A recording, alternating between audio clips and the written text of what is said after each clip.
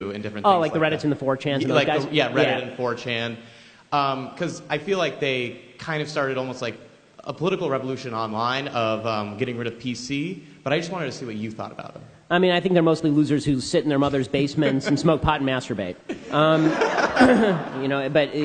So I think that my biggest problem with this group of people is that there is again, I've spent my entire career fighting against political correctness, right? I'm the guy who goes to public high schools with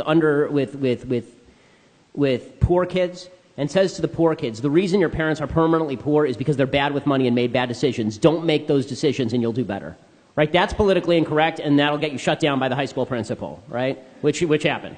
That's political incorrectness. It is not political incorrectness to shout cuck at people.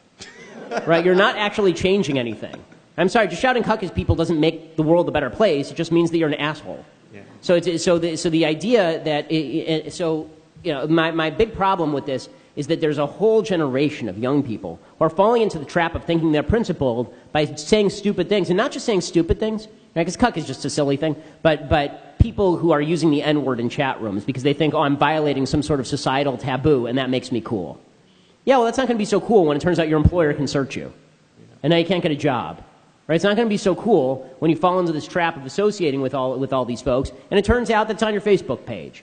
Right? It's all fun and games until you actually have to live in the real society where the left is willing to go after people. Now, I don't think the left should go after people for this sort of stuff because I would prefer to live in a society where we can all say whatever we want, but I don't think that you saying these things promotes that because I don't think it's important that we have a society where you say the N-word. I think it is important that you have a society where you can point out that we're not disproportionately sending black people to prison. We're sending black people to prison in precisely the proportions they're committing crimes. I think that's more important than you shouting cuck or the N-word.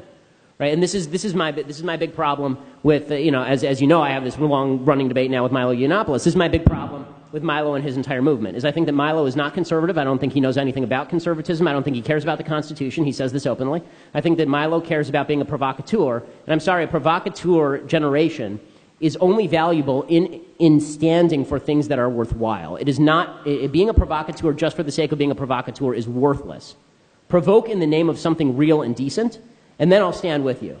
Provoke in the name of just being a provocateur because you're violating taboos and you're a waste of my time. Thank you.